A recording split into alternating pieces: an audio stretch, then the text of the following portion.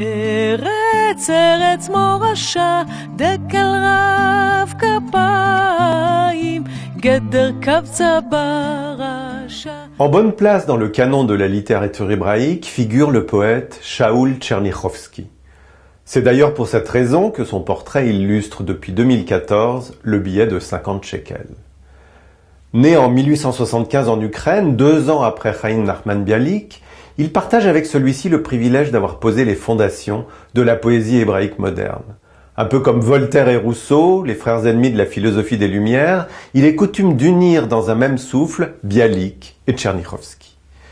Bien que nés presque en même temps dans la même Ukraine, les deux personnages et leurs œuvres sont bien différents. Bialik avait reçu une éducation traditionnelle au Cheder, l'école juive élémentaire, puis dans une prestigieuse yeshiva, une école talmudique. Shaul Tchernichovski commença les siennes dans un Cheder dit moderne, où l'on enseignait aussi les mathématiques et la géographie, par exemple, et il est poursuivi dans une école russe, puis effectua des études de médecine qui le menèrent à Heidelberg, à Lausanne et à Kiev. Il exerça la médecine toute sa vie, parallèlement à ses activités littéraires. Shaul Tchernichovski avait appris, outre l'hébreu, le russe, l'allemand, le français, l'anglais, le latin et le grec. Avant de s'installer définitivement à Tel Aviv, il vécut à Odessa, en Allemagne, en Suisse et aux États-Unis. Tchernichovski puisa volontiers dans les thèmes de la culture hébraïque traditionnelle. Le roi Saül notamment, Shaoul comme lui, fut un des personnages de ses poèmes. Mais fort de sa culture très variée, il est le poète qui fit entrer le monde dans la littérature hébraïque moderne. Contrairement à Bialik, qui ne cessa de puiser dans les traditions juives ancestrales et avait volontiers recours aux valeurs, tout comme le judaïsme traditionnel, Tchernichovski mit en avant la culture grecque pour magnifier la beauté et se définissait volontiers comme un Athénien hébreu. Voyez plutôt ce fragment du poème Face à une statue d'Apollon, traduit par Michel Garel. Dieu de jeunesse frais, splendide et magnifique, gouverneur du soleil, des secrets de la vie, tout embrumé de chants aux couleurs de trésors, aux 1000 vagues d'une mer de mélodies, Dieu de la joie de vivre en abondance et gloire, et de force de vie aux chatoyantes teintes, c'est à toi que je viens, me reconnais-tu donc? Je suis le juif, nous nous heurtons depuis toujours.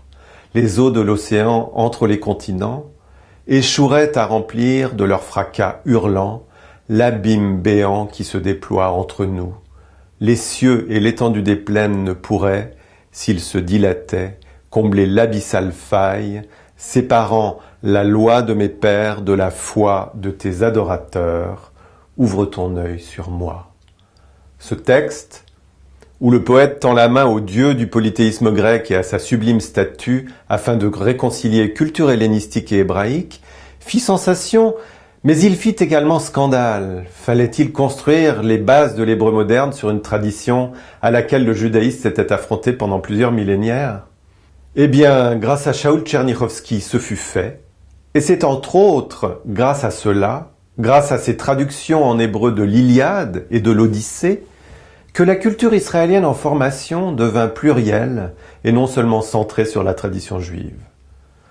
Lors de ses études à Heidelberg, Tchernichovski fit connaissance avec Melania, la fille d'une famille aristocratique russo-ukrainienne qui avait fait de la prison en Russie pour activité anarchiste. Il l'épousa, ils eurent une fille et ils s'installèrent tous les trois à Tel Aviv en 1931. Melania n'apprit jamais l'hébreu et ne pouvait donc pas lire les œuvres de son époux. Tchernichovski mourut en 1943, il repose dans le magnifique cimetière Trumpeldor de Tel Aviv, non loin de Bialik et de son épouse Mania. Mais faut-il y voir un autre symbole des différences entre les deux grands écrivains? À sa mort en 1971, Melania ne fut pas enterrée dans ce cimetière aux côtés de son époux. Elle repose dans un cimetière chrétien orthodoxe à Haïfa. Pour finir, je voudrais vous lire un extrait du poème « Il est, dit-on, une terre » que vous entendrez dans le générique de fin chanté par Shlomo Artzi. La traduction est due à Francine Kaufmann. Ce poème, Tchernichovski l'a écrit à Berlin, avant même de s'installer en Palestine. Il est, dit-on, une terre enivrée de soleil. Où donc est cette terre, où donc est ce soleil? Tout ce que l'homme espère, là-bas, s'accomplira. Où donc est cette terre? Où donc est la colline? Entre qui veut entrer et y rencontre un frère, lui dit Shalom, et l'homme est chaleur et lumière. Nous avons traversé des déserts et des mers, avons beaucoup marché, nos forces se tarissent. Nous nous sommes fourvoyés, comment, point de repos, la terre ensoleillée, ne l'avons pas trouvée. Peut-être que la terre a déjà disparu, sans doute sa lumière a-t-elle été perdue, mais Dieu à ce sujet ne nous a rien prescrit.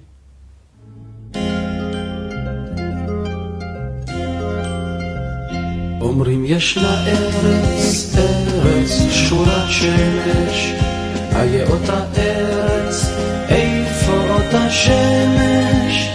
אומרים ישנה ארץ, עמודי השבעה, 7 כוכבי לכת צצים על כל גבעה.